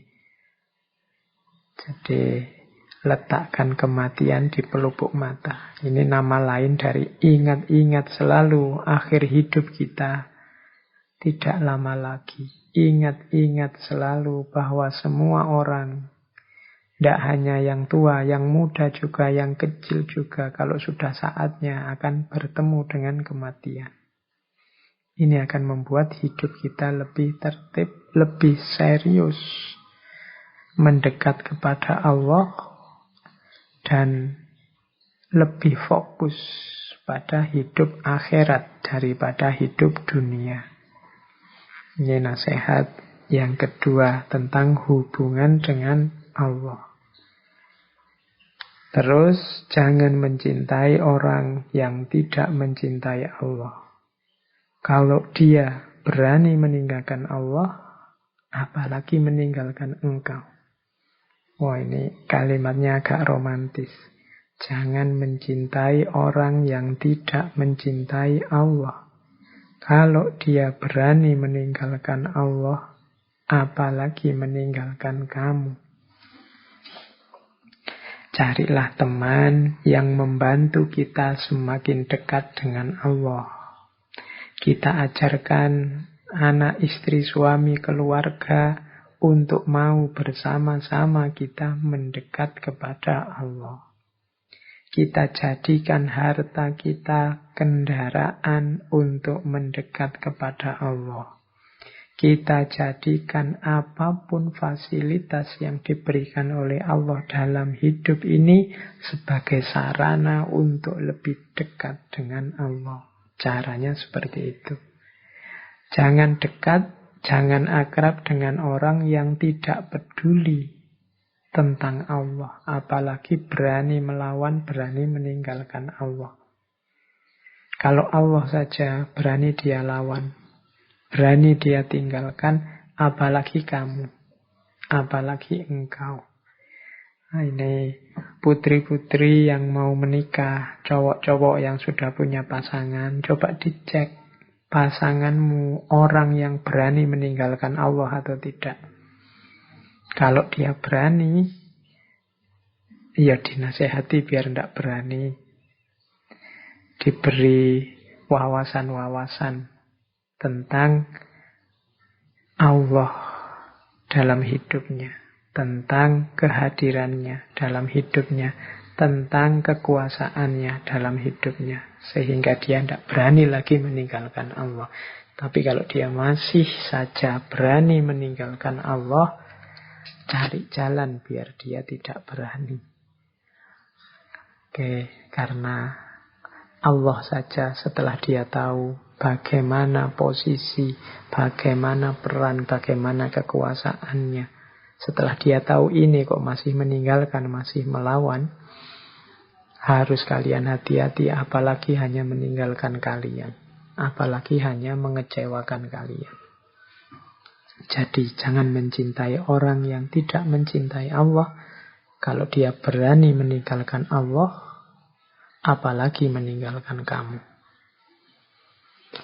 Terus ini, jika semua orang menjauh ketika engkau mendapat kesulitan, maka ketahuilah Allah ingin membuatmu kuat dan Ia akan menjadi penolongmu.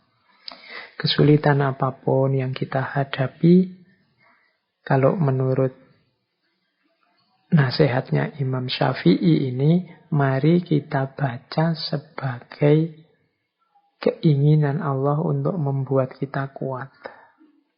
Hari ini masih dalam situasi pandemi. Mari kita baca pandemi ini keinginan Allah membuat kita lebih kuat. Kita disuruh lebih kuat menjaga imunitas tubuh. Kita disuruh lebih kuat dalam menjaga kebersihan. Kita disuruh lebih kuat dalam menahan diri tidak banyak keluar rumah. Jadi apapun ujian, apapun kesulitan itu sebenarnya Allah ingin membuat kita lulus jadi orang yang lebih kuat karena berhasil menaklukkan kesulitan itu. Dan jangan lupa, Allah juga nanti yang akan menjadi penolong kita. Oke, jadi ini hubungan yang harus kita bangun dengan baik dengan Allah. Musibah yang membuatmu mendekat kepada Allah itu lebih baik daripada kenikmatan yang membuatmu jauh darinya. Nah, ini wasiat dari Imam Syafi'i. Berarti buahnya musibah termasuk pandemi yang sekarang kita alami antara lain harusnya semakin dekatnya kita kepada Allah. Ayo mari kita muhasabah. Kalau ada waktu coba kita introspeksi diri dulu sebelum datangnya pandemi, ya bulan-bulan Maret lah ya. Itu sedekat apa kita dengan Allah? Sekarang sedekat apa kita dengan Allah? Sudah sekitar 8 bulanan lebih. Sedekat apa kita dengan Allah? Harusnya musibah ini membuat kita semakin ingat Allah, semakin dekat kepada Allah. Ya kalau tidak, segera kita mulai semakin mendekat kepada Allah. Kita harus lulus. Wong kita ini sudah berat menjalani ujian, menjalani musibah. Kalau tidak lulus kan rugi kita. Semoga nanti kalau tidak lulus tidak ada remedi ya. Ujian susulan nanti tambah panjang lagi pandeminya. Atau jangan-jangan Pak ini kok pandeminya tidak selesai-selesai. Jangan-jangan ini ujian yang diremedi terus oleh Allah. Karena kita tidak lulus-lulus. Kita tidak tambah dekat kepadanya. Yo, mari kita introspeksi ya. Karena seperti dawuhnya Imam Syafi'i ini, musibah yang membuat lebih dekat kepada Allah itu lebih baik daripada kita tidak diberi musibah, hidup lancar, enak terus, tapi jauh dari Allah.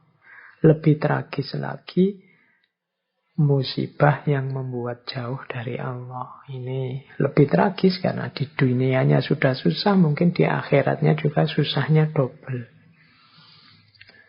Oke, mari kita bangun hubungan yang baik dengan Allah. Nah, kita masuk ke tema yang lain. Tema hubungan dengan manusia sudah, tema hubungan dengan Allah sudah. Sekarang tema rezeki. Ini salah satu hal yang sering membuat kita galau. Sebagaimana Tuhanmu telah mencukupkan rezekimu di hari kemarin, maka jangan khawatirkan rezekimu untuk esok hari. Ini kan sering membuat kita gelisah, apalagi teman-teman mahasiswa. Besok mau jadi apa? Besok mau kerja apa? Besok bisa makan apa tidak? Bisa bayar kuliah atau tidak? Dan seterusnya. Loh, kalau kalian kemarin-kemarin bisa survive, kalian kan kemarin juga masih belum punya pekerjaan. Kalian kemarin juga masih bergantung sama orang tua. Kalian masih belum mandiri juga kemarin. Tapi toh Allah menghadirkan rezekimu dengan jalan yang ada, mungkin lewat orang tua, lewat beasiswa, lewat tetangga, itu kan rezeki dari Allah. Kalau Allah kemarin mencukupkan rezekimu, besok juga begitu. Maka tidak perlu khawatir, tidak perlu nabrak-nabrak aturan, tidak perlu menerjang yang salah, yang keliru hanya demi rezeki. Rezeki sudah ada yang ngatur. Ini kalau diceramahkan mudah, tapi kalau dipraktekkan kelihatannya sulit.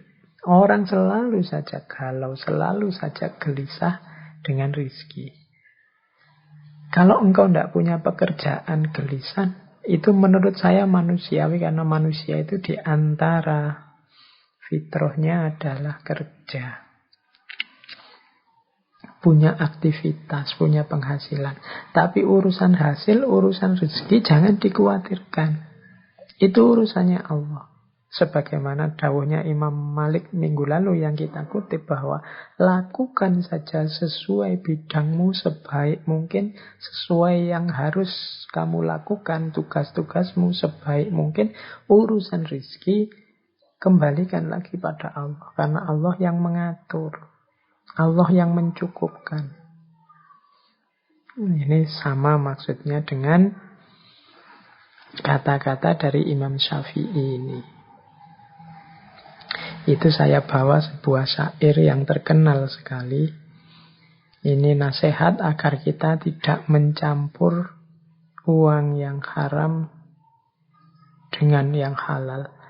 Ia kumpulkan yang haram dengan yang halal, supaya menjadi banyak. Yang haram pun masuk ke dalam yang halal, lalu ia merusaknya. Oke, ini ada cerita di balik syair ini. Jadi satu ketika ada seseorang yang menghadap ke Imam Syafi'i. Orang ini mengeluhkan rizkinya tidak cukup. 1 bulan dia mendapat gaji 500 dirham. Tapi gaji sebesar ini rasanya sudah besar. Kok masih susah memenuhi kebutuhan sehari-hari dalam 1 bulan. Orang ini mengadu pada Imam Syafi'i. Nah, nasihatnya Imam Syafi'i agak aneh. Katanya Imam Syafi'i, oke, bulan depan kamu mintalah gajimu diturunkan menjadi 400 dirham saja. Oh, ini aneh ya, orang merasa kekurangan kok gajinya tidak cukup malah diminta turun. Tapi karena yang meminta seorang ulama besar yang dekat dengan Allah, ya dituruti. Minta penurunan gaji. Bulan depan gajinya jadi 400 dirham. Tapi tetap 400 dirham pun dia masih kesulitan, masih kekurangan. Menghadap lagi pada Imam Syafi'i. Terus katanya Imam Syafi'i, wah ini ada yang salah. Coba kamu minta turun lagi 300 dirham untuk bulan depan. Ini orang ini semakin heran. Loh kok tambah turun? 500 rasanya kurang, 400 masih kurang, sekarang disuruh 300. Tidak apa-apalah, yang menyuruh beliau insya Allah ada hikmahnya, ada rahasianya. Diikuti. Minta diturunkan 300 dirham. 300. Nah, setelah 300 gajinya, rasanya kok malah tenang. Rasanya tidak banyak lagi kebutuhan macam-macam. Rasanya kok cukup dibuat apa saja dalam 1 bulan. Alhamdulillah. Padahal kemarin 500 rasanya tidak cukup. 400 rasanya tidak cukup.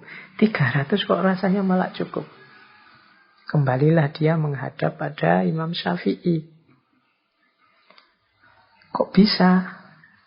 Sekarang saya merasa cukup gaji saya, meskipun jatuhnya hanya 300. Nah, Imam Syafi'i terus memberitahu, wahai saudaraku, sebenarnya pekerjaan yang engkau lakukan itu memang layaknya gajinya hanya 300. Sehingga sisa yang 200 ini sifatnya kelebihan.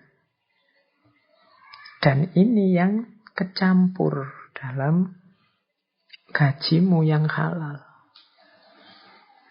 Sehingga membuatnya tidak barokah kalau dalam bahasa Islamnya.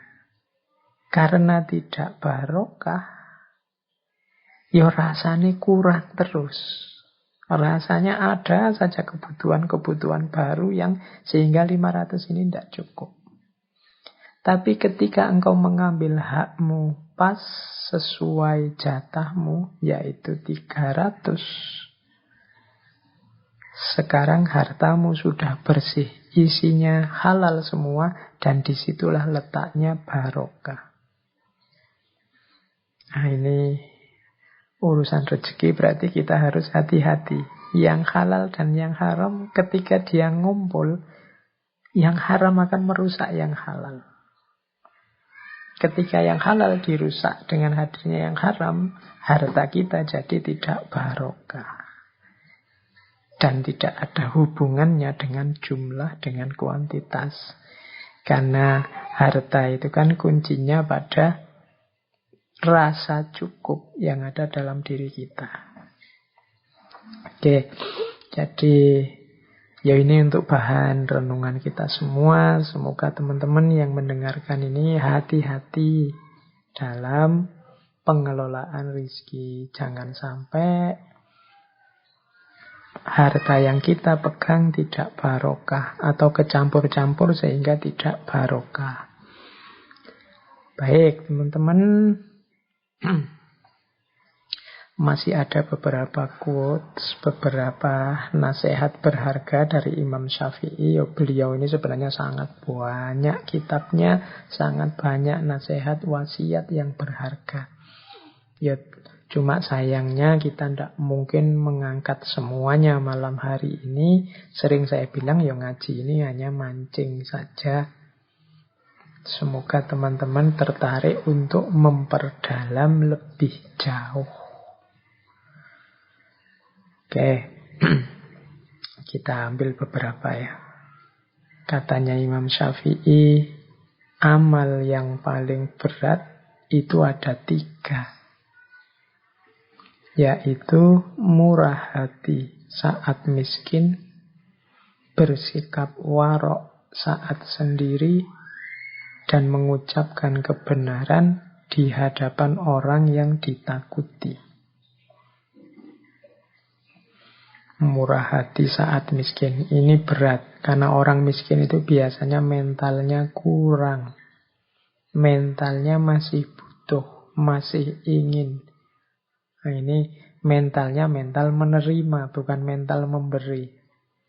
Maka kalau ada orang miskin yang bermental memberi, ini luar biasa. Orang miskin yang mentalnya murah hati, ini luar biasa. Yang kedua, bersikap warok saat sendiri. Bersikap warok itu bersikap menjaga diri, tidak sembarangan. Menjaga kehormatannya. Ini biasanya ya orang warok itu di hadapan orang lain. Kalau ada orang lain, dia menjaga nama baiknya, menjaga kehormatannya. Kalau ada orang, meskipun dia sendirian, dia tidak akan melakukan sesuatu yang menjatuhkan harga dirinya, menjatuhkan kehormatannya. Ini orang yang luar biasa. Karena termasuk amal yang berat. Kita itu cenderung kalau tidak ada siapa-siapa ya suka-suka kita. Tapi kalau masih ada orang yang mau menjaga diri saat sendiri, ini orang hebat. Dan yang terakhir, mengucapkan kebenaran di hadapan orang yang ditakuti. Nah, ini juga berat. Kalau ada orang yang kita takuti kan kita pinginnya minggir saja, tidak bersentuhan dengan dia. Tapi kok orang ini saya takuti, tapi aku harus menyampaikan kebenaran padanya. Entah nanti apa resikonya. Orang yang berani semacam ini orang yang hebat. Mengucapkan kebenaran di hadapan orang yang ditakuti.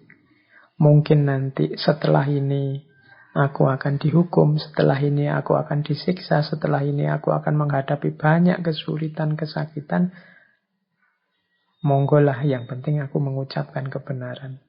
Makanya ini orang hebat. Jadi mengucapkan kebenaran di hadapan orang yang ditakuti. Ya monggo teman-teman latihan. Siapa tahu kita bisa masuk kualifikasi orang-orang hebat ini. Meskipun miskin, tidak punya apa-apa, tetap murah hati. Meskipun sendirian, tetap menjaga kehormatan. Meskipun di hadapan yang ditakuti, tetap menyampaikan kebenaran. Nah, ada lagi quote yang terakhir ya ini. Tidak ada yang dapat menggaruk kulitmu selain kukumu sendiri. Maka kerjakanlah urusanmu sendiri. Ya, yang saya sampaikan di atas dari awal sampai akhir ini tadi kan ideal-ideal. Mungkin beberapa di antaranya bisa menjadi solusi masalah-masalah kita hari ini. Tapi ideal, ya akan hanya menjadi ideal kalau kita tidak menjalankannya. Problem kita tetap akan jadi problem kalau kita tidak mencoba menyelesaikannya. Ya kita sendiri, wong problem kita. Kalau kita gatel kan kita garuk dengan kuku kita sendiri, dengan jari kita sendiri. Maka ayo kita kerjakan urusan kita. Ayo kita kerjakan, kita selesaikan masalah kita. Kita sendiri, tidak usah nunggu orang lain. Kadang-kadang kita itu hal yang bisa kita selesaikan sendiri, kita lebih suka menunggu orang lain menyelesaikannya. Kita lebih suka menyuruh orang, kita lebih suka menunggu orang, kita lebih suka kadang-kadang menunggu mood, kita lebih suka kadang-kadang menunggu situasi, kadang-kadang lebih suka. Akhirnya kerjaan-kerjaan kita semuanya terpending, semuanya keteteran. Nah ini menurut saya quotes dari Imam Syafi'i ini bisa kita pakai. Tidak ada yang dapat menggaruk kulit kita selain kuku kita sendiri. Jangan menunggu digarukkan orang lain. Kalau orang lain yang menggaruk, mungkin gatalnya hilang, tapi karena dia tidak perhitungan jadinya lecet. Atau mungkin karena dia takut kita lecet, akhirnya gatalnya tidak hilang, cuma dilus-lus saja. Yo, yang paling ngerti masalah kita itu ya kita sendiri. Jadi tidak ada yang dapat menggaruk kulitmu selain kukumu sendiri. Nah, yang terakhir untuk penutup, ini ada kalimat. Kalimat ini tertulis di cincinnya Imam Syafi'i yang beliau pakai di jari kiri. Kalimatnya bunyinya ini. Kafa billahi fiqotan li Muhammad bin Idris. Artinya, cukuplah Allah sebagai pegangan. Cukuplah Allah sebagai sandaran yang dipercaya oleh Muhammad bin Idris. Nah, ini dibawa kemana-mana oleh Imam Syafi'i, mungkin untuk mengingatkan beliau bahwa hidup ini pada akhirnya kunci utamanya adalah keimanan kita, kepercayaan kita kepada Allah. Cukup Allah saja, semua masalah akan selesai. Cukup Allah saja, hidup ini akan beres. Cukup Allah saja, apapun kesulitan, kegalauan dalam hidup kita tidak akan ada artinya. Kafa billahi sikotan li Muhammad bin Idris. Oke, semoga ini juga bisa menginspirasi kita. Orang yang beriman kepada Allah, orang yang kepercayaannya sangat dalam akan Allah, maka dia hidupnya akan dipenuhi dengan cahayanya Allah. Dia hidup dengan penuh harapan, tapi sekaligus tidak sembrono karena dia juga punya khauf, punya rasa takut kepada Allah. Hidup yang tidak sembrono, tapi juga hidup yang tidak putus asa. Hidup yang serius berusaha, tapi juga hidup yang mau untuk tawakal. Hidup yang siap melakukan ikhtiar, tapi juga siap menerima segala ketetapan dari Tuhan. Nah, hidup seperti inilah yang ideal dalam Islam. Hidup yang menjadi kunci kebahagiaan duniawi maupun ukhrawi. Baik teman-teman, saya kira itu ya, sudah malam waktunya. Terima kasih bagi yang sudah ikut mendengarkan saya bicara 2 jam lebih sedikit. Semoga apa yang saya sampaikan malam hari ini membawa manfaat, maslahat untuk hidup kita semua. Jadi titik pijakan awal kita untuk meningkatkan kualitas diri. Silahkan teman-teman yang masih aktif, masih bersemangat untuk menambah wawasan tentang Imam Ghazali, Imam Syafi'i dengan segala gagasan-gagasan yang luar biasa. Silahkan dijelajahi, dibaca-baca lagi kitab-kitab beliau yang hari ini banyak, bahkan yang tinggal di-download langsung juga banyak. Tergantung niat kita dan kemauan kita. Baik, saya akhiri sekian. Kurang lebihnya mohon maaf. Wallahul muwafiq, wallahu a'lam bishawab. Wassalamualaikum warahmatullahi wabarakatuh.